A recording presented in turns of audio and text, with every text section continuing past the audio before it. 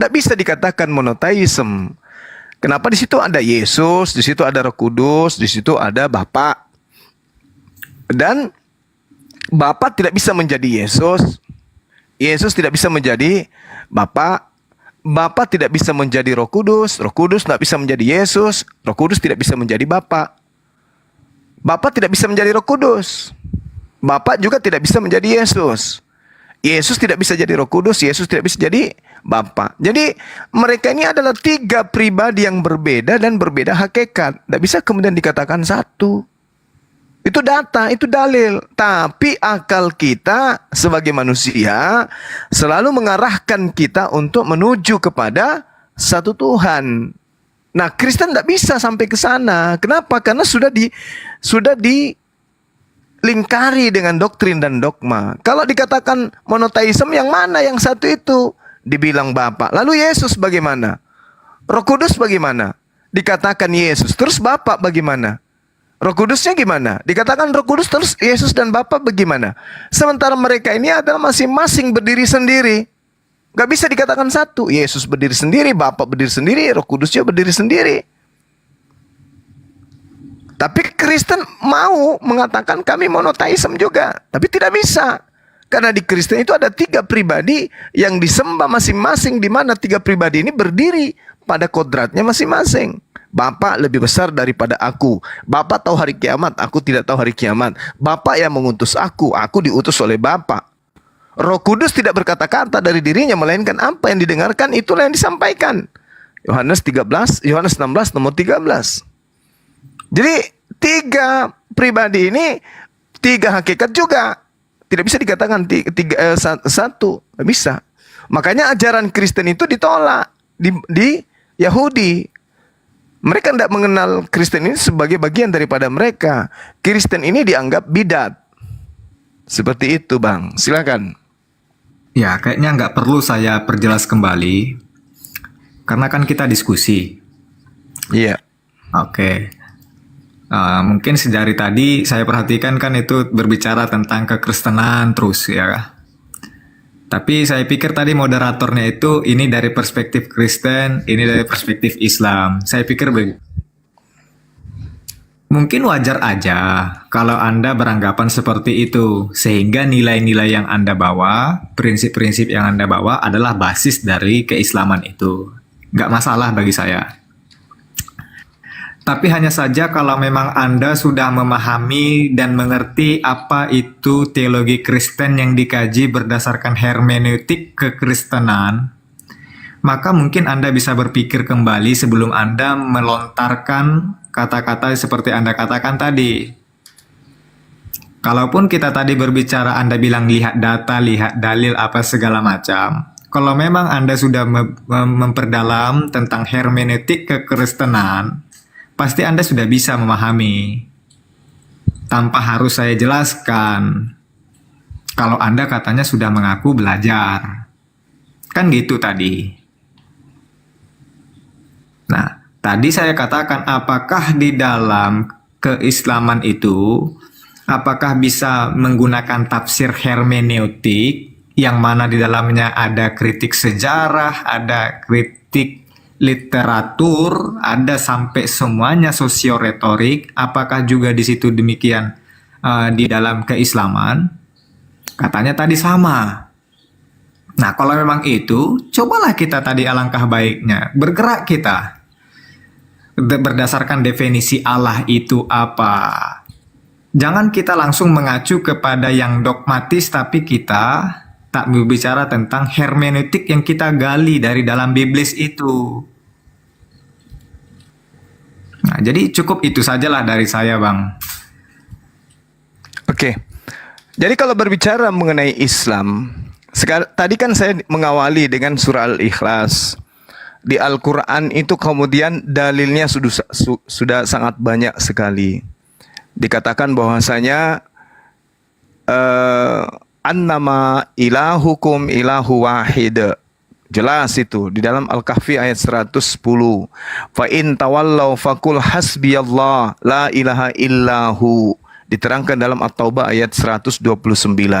Tiada Tuhan selain Allah. Wa ma arsalna min qablika mir rasulin illa nuhi ilaihi annahu la ilaha illa ana fa'buduni. Tiada Tuhan selain aku, maka sembahlah aku. Itu cuma satu Tuhan, monoteisme. Wala tad'u ma'allahi ilahan akhara la ilaha illahu. Tiada Tuhan yang berhak disembah selain daripada Allah. Itu benar-benar merujuk kepada satu Tuhan. Wa ila rabbika farghab. Dan hanya kepada Tuhanmu, tak ada yang lain. Satu Tuhanmu itu engkau harus berharap. Nah, sedangkan kalau Anda bisa membuktikan Yesus itu bukan manusia, baru bisa masuk ke dalam hermeneutik yang benar. Siapa yang kemudian dari teman-teman yang lulusan teolog yang bisa membuktikan Yesus bukan manusia? Dan siapa yang mampu membuktikan bahwa yang disebut Bapa atau yang mereka sebut Hasem atau Elohim itu adalah manusia?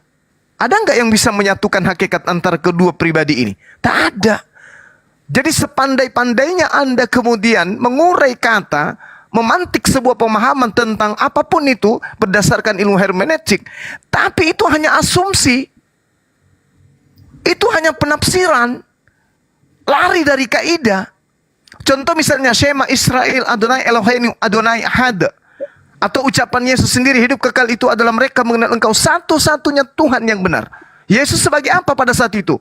Ketika dia berkata, sebagai manusia. Nah, apakah pencipta langit dan bumi ini manusia? Bukan. Lalu siapa Yesus? Mengenal Yesus yang engkau utus. Dia utusan. Kecuali ada di antara orang Kristen yang mampu membuktikan kepada kita Yesus itu bukan manusia, baru mungkin kita akan meraba-raba, mungkin saja dia malaikat. Tapi kalau Tuhan tidak mungkin. Mungkin malaikat atau apalah dia ini kalau bukan dia bukan manusia. Nah, sekarang kalau Yesus bukan manusia dan kemudian ternyata Tuhan yang menciptakan langit dan bumi juga bisa dibuktikan sebagai manusia, ya mungkin hermeneutik itu berfungsi kemudian untuk mencocok-cocokkan bahwa Tuhannya orang Yahudi, Tuhan pencipta langit dan bumi, nusul menjadi bayi. Nah, sekarang ada enggak di antara saudara-saudara yang mampu membuktikan kepada kita bahwa Yesus itu bukan manusia? Dengan ilmu apa yang bisa digunakan? Silakan. Ya, saya rasa balik-balik ke situ juga. Udah tadi saya bilang, Yesus itu 100% Allah, 100% manusia. Jadi kalau memang Anda bilang tadi hermeneutik itu asumsi orang, ya. Karena yang menafsirkan itu adalah manusia. Belum Allah itu sendiri yang menafsirkan, karena kita ini masih di dunia manusia toh. Yang mencari pengertian itu manusia. Iya. Tapi Tuhan sudah menyatakan dirinya. Yeremia 10:6. Tidak ada yang serupa dengan aku. Sekarang gini Bang. Kalau Abang mengutip-kutip ayat itu dari Kejadian sampai Wahyu, silahkanlah. Tapi pahamilah. Setiap teks itu ada konteksnya. Sudah? Konteksnya merujuk kepada Trinitas. Yesus Tuhan. Kan gitu maunya. Oke, cukup. Nah, sekarang Anda nggak paham. Nah, sekarang begini. Coba Anda narasikan Yeremia 10:6. Tidak ada yang serupa dengan aku. Tidak ada yang serupa dengan Tuhan. Coba Anda kemudian narasikan seperti apa tuh? Apakah bisa kemudian kita serupakan Tuhan ini dengan makhluk? Kalau Anda mengatakan Yesus 100% manusia, 100% Tuhan, bagaimana dengan Tuhan sendiri? Apakah Tuhan itu 100% Tuhan, 100% manusia? Yesus oke, itu doktrin, itu dogma, oke, itu tafsir Anda, silakan. Nah, sekarang Tuhan sendiri pencipta langit dan bumi, apakah 100% manusia juga? 100% Tuhan juga? Lalu bagaimana kemudian Anda bisa mengatakan Yesus yang 100% manusia, pada dirinya ada unsur ketuhanan, sedangkan sudah penuh 100%? Coba, terlalu berlebihan saudara. Kalau Anda mengatakan Yesus itu 100% manusia. Saya minta 0,1% sisi ketuhanannya, coba tunjukkan ke saya. Ada nggak? Jangan 100%. 0,1%. Kalau ada silakan tunjukkan. Iya, buat kalau apa ada saya nih tunjukkan? Ya karena memang tidak ada.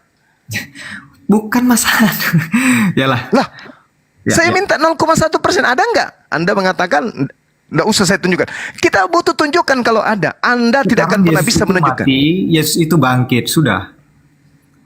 Yesus mati, Yesus bangkit itu adalah tanda angkatan jahat angkatan tidak setia. Baca Matius 12 nomor 38 sampai 40. Angkatan jahat ini minta tanda dan tidak akan diberi tanda satupun kepada mereka, melainkan tanda Yunus. Sebab 3 hari Yunus dalam perut ikan, anak manusia 3 hari di dalam perut bumi. Siapa yang mengimani itu, maka dia adalah angkatan jahat. Jelas itu. Oke lah. Jadi percuma saya debat sama Anda. Saya pikir Anda memang menguasai, ternyata enggak. Oh ya sudah, Anda yang menguasai, karena Anda yang tidak mampu menunjukkan bukti. Makasih. Ya, sama-sama. Anda Anda yang menguasai, tapi Anda nggak pakai data loh, bro. Gontor.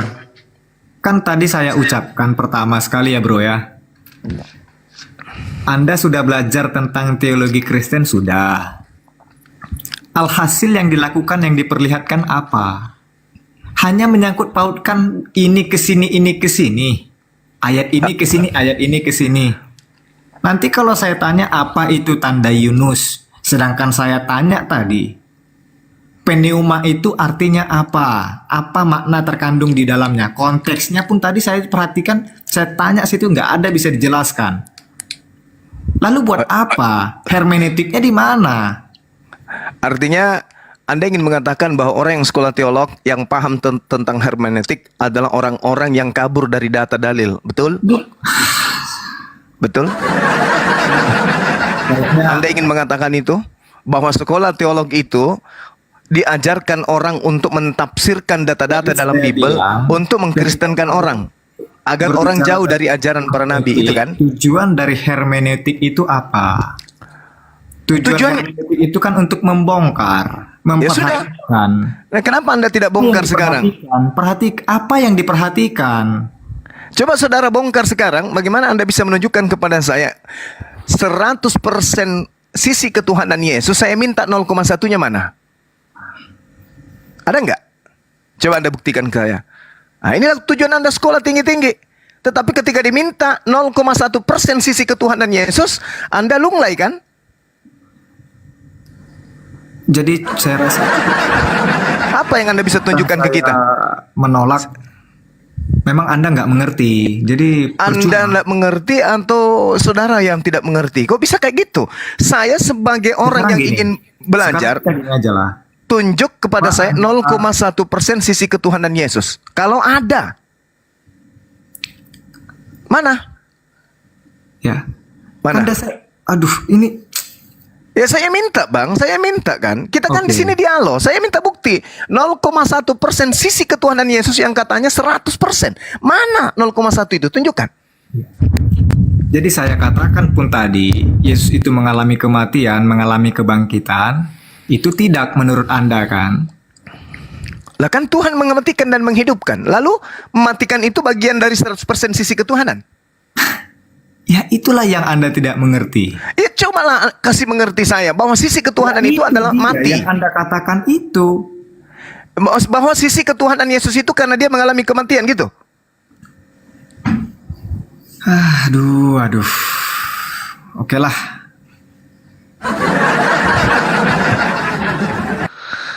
Saya rasa cukuplah dari saya. Bang, tunjukkan nyalimu karena Anda sarjana teologi loh. Tunjukkan nyalimu, Bang. Saya rasa untuk nyali itu di sini. Saya sudah katakan sejak tadi,